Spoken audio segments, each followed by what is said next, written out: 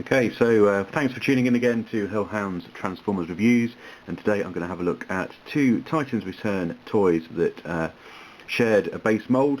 Very little real difference between the two. Both Autobots, according to the tampographs, and the first on the right, where we'll have a look at Shuffler, and on the left, Ramhorn.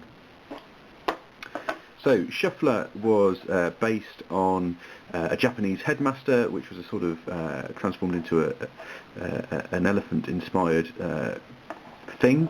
And as with all of the Titan Master releases, single-pack releases for Titan's Return, you get a head and then a sort of play vehicle thing, which also transforms into a weapon. And this one is a mammoth or elephant, and it works really well. In my opinion, you've got a great sort of, I don't know, quite a cute sort of face, but also strangely threatening. That could be some sort of evil demon out of a comic or a film, or maybe it's a Man-Thing from Marvel. A bit of articulation as well. You can move the legs forward, but not back, which is a bit of a shame. You've got sort of incorporation of what will become the handle for the gun mode as the tail, which is nice.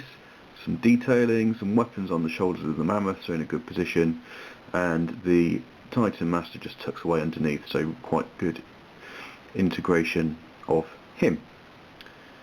So let's remove him.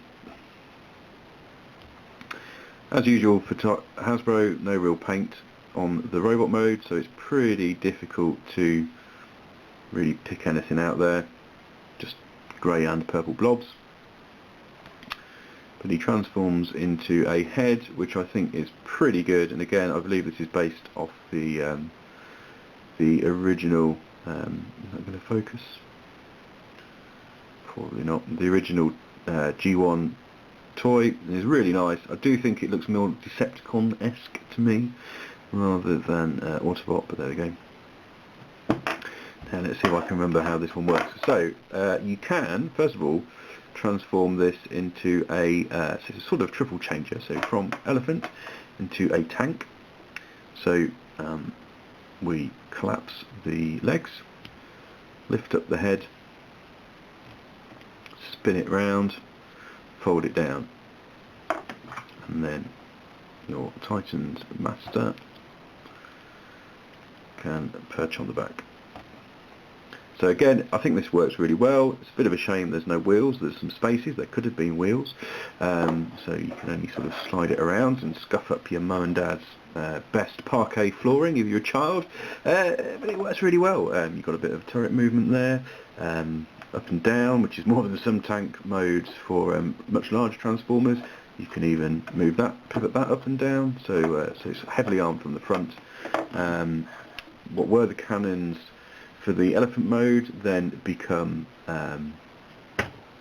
sort of exhausts, so that works really well. Or maybe handles, you know, you could suggest that they're little handles for the Titan Master. So again, it works really, really well. And then to go from that to sort of gun mode for a larger robot, we lift the front legs back up. That sort of exposes these sort of barrels. I suppose they're supposed to be missile canisters. I can't remember, I think it goes that way around. So you just flop down the trunk, spin it round, and there we are. It looks a bit ungainly in that sort of in isolation, but when you've actually got it in hand of a robot, it actually works pretty well, better than a lot of the Titan's Return sort of weapons, I think. So yeah, so Shuffler, really, really impressed. You can tell, I think, that it was one of the, or I assume as it was released later in Titan's Returns, that it's one of the later ones that were designed. So I think it really does extremely good things with the sort of within the constraints of the size. Okay, so let's put him out of the way. We get Ramhorn.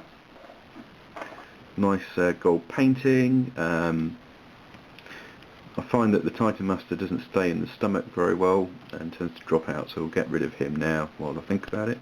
Now he's in there. Nice moulding, different sort of shoulder packs with some missile launchers to evoke something approaching the original cassette toy. So yeah, so in that mode works really, really well.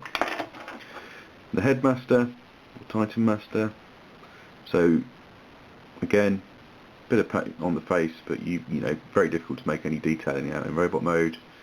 I don't know who the head is modelled after or supposed to be, but I do think it works really, really nicely. Transformation is exactly the same, so again we have this sort of tank thing. Spin the rhino head round and sort of fold it all down. I like that the sort of ears look like they could be controls for when the robots, the Titan Master's on there. I'm not really sure that the horns evoke either sort of a battering ram or a gun. I suppose it's still supposed to be a gun. You've sort of got a bit of movement side to side, but it's really difficult. I don't know if that's just stiff. Yeah, it is just stiff. And you've got obviously got the handle, which will become a gun. In terms of the weapon mode, again, it's exactly the same.